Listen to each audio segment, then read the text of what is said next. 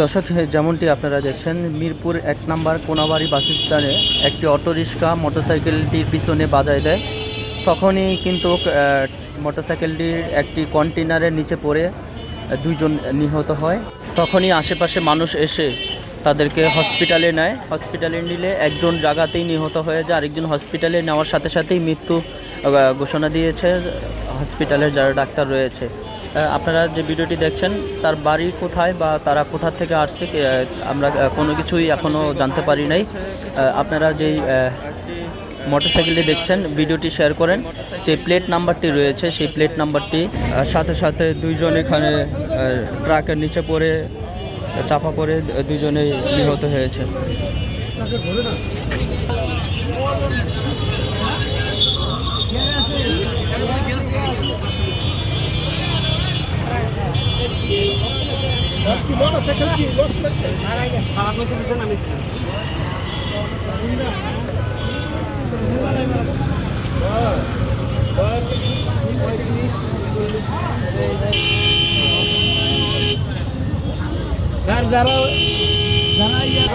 যে কন্টেনার একটি যে এদিক দিয়ে যাওয়ার পথেই কিন্তু এখানে পিছন দিয়ে ধাক্কা দিলেই এখানে দুর্ঘটনায় দুইজন নিহত হয়ে যায়।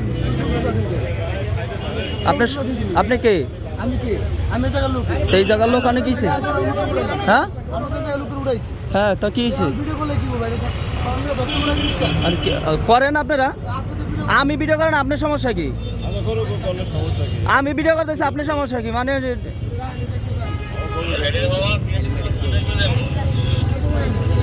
যে হেলমেটটা দেখছেন, যে হেলমেটটা একবারে চুরমার হয়ে গেছে এবং কি এখানে যে সারা রাস্তা কিন্তু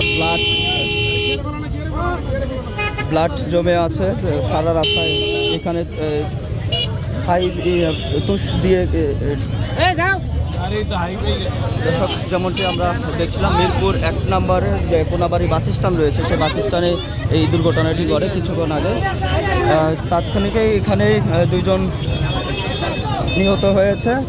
এখান থেকে দুইজন লাশকে নিয়ে গেছে পুলিশে, দারুসালাম থানায় তাদেরকে নিয়ে যাওয়া হয়েছে। এখানে যারা রয়েছে তারা বলছে যে এখানে যেই দুর্ঘটনাটি ঘটেছে, পিছন থেকে একটি কন্টেনার এসে তাদের ধাক্কা দিলে তারা কন্টেনারের পিছনে পড়ে যায়, তখনই সাথে সাথে দুজন নিহত হয়ে যায়।